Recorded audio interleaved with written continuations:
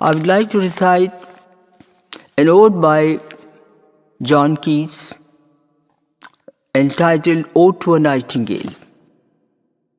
Before reciting it, I would like to say something about this ode. It has been considered to be the quintessence of English Romanticism. It expresses poets' yearning to be lost in the blissful world. The poet captures a moment of absolute beauty. It presents a conflict between joy and sorrow, between vision and existence. The reconciliation of opposites is characteristic of Romanticism, which finds exquisite representation in this ode. Now, I start reciting the poem, Ode to a Nightingale. My heart aches, and a drowsy numbness pains my sense, as though of hemlock I had drunk, or emptied some dull opiate to the drains. 1 minute passed, and letterwords had sunk. It's not through envy of thy happy lot, but being too happy in thine happiness, that thou, light-winged ride of the trees, in some melodious plot of beech and green in shadows numberless, singest of summer in full-throated ease.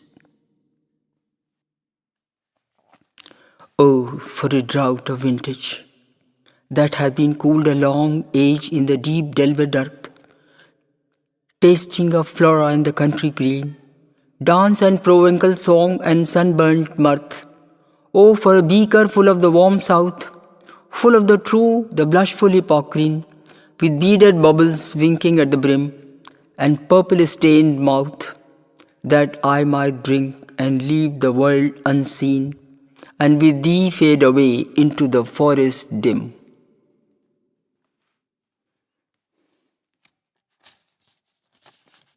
Fade, far away, dissolve, quite forget.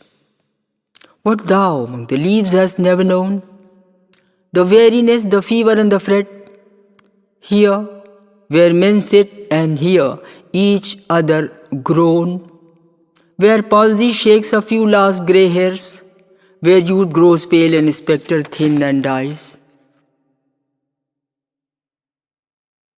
where but to think is to be full of sorrow and leaden-eyed despairs, where beauty cannot keep her lustrous eyes, or new love pine at them beyond tomorrow.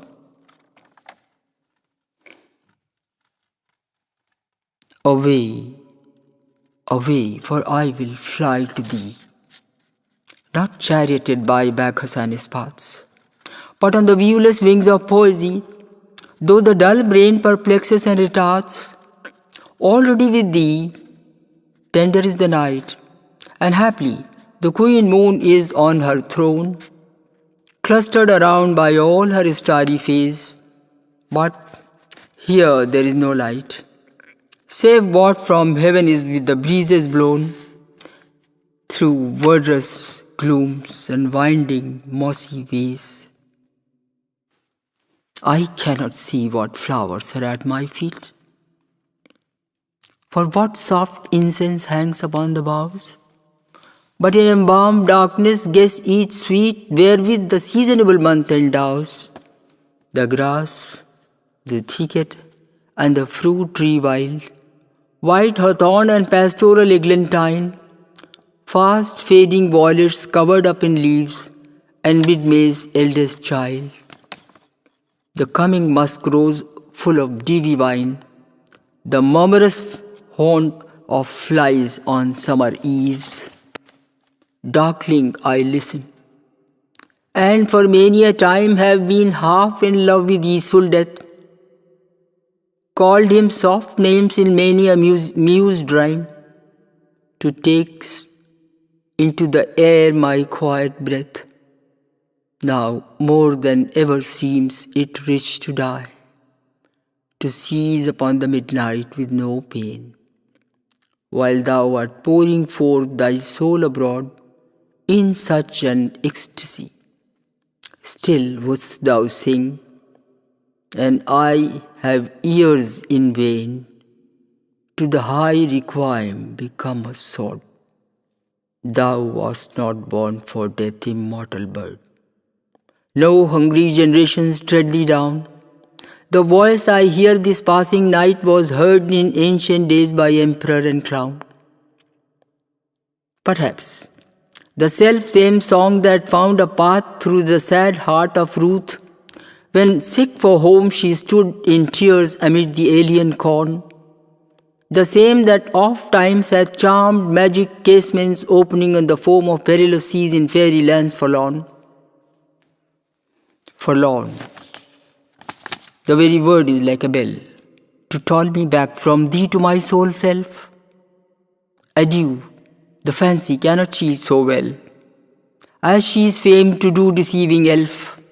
Adieu, adieu, thy plaintive anthem fades past the near meadows, over the still streams, up the hillside, and now it's buried deep in the next valley glades. Was it a vision or a waking dream? Fled is that music. Do I wake or sleep?